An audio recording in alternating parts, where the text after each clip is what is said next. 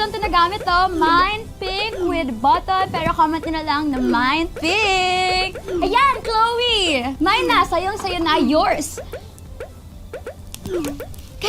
Guys, sorry, wait lang May kailangan lang ako asikasuhin. Bye-bye, see you na lang next time. Oh my God, Sisi. Okay lang ba dito muna ako?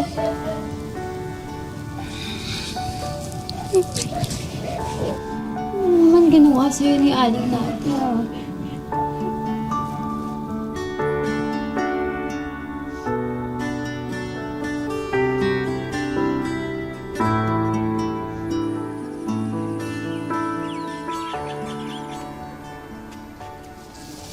May sukal ba yun?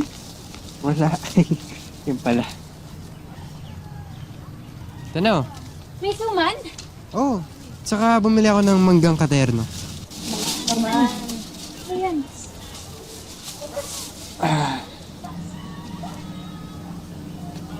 Ano ba namang magahan yan, Jeff? Pagkain, oh. Oh! Ang ginagawa mo dito? Nadaanan ko kasi siya kanina sa palengke. Sakto. Pamangkin pala to ni Mang Yusef, yung sa karnehan.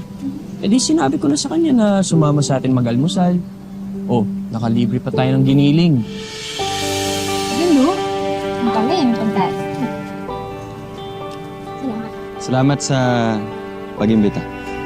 Yung pagkain. Salamat dito, Thank you, Suman. Ang pala naman. Thank you, Suman. Oh, suman oh. Hindi ka naman suman na loob. Ano ba yung ginagawa mo? Ba't ginagaya mo si Shanti?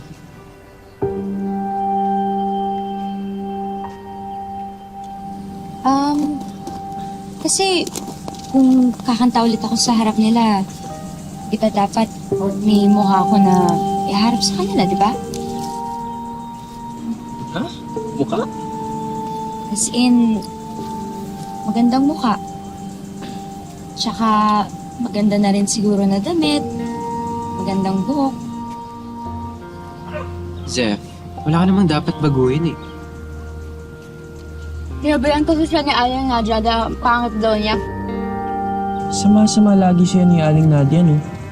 Eh, wala ka namang ginawang masama sa kanya, di ba? Eh, lagi niya nga di ba sinasabi na dahil naging anak niya ako, nasira yung kinabukasan niya.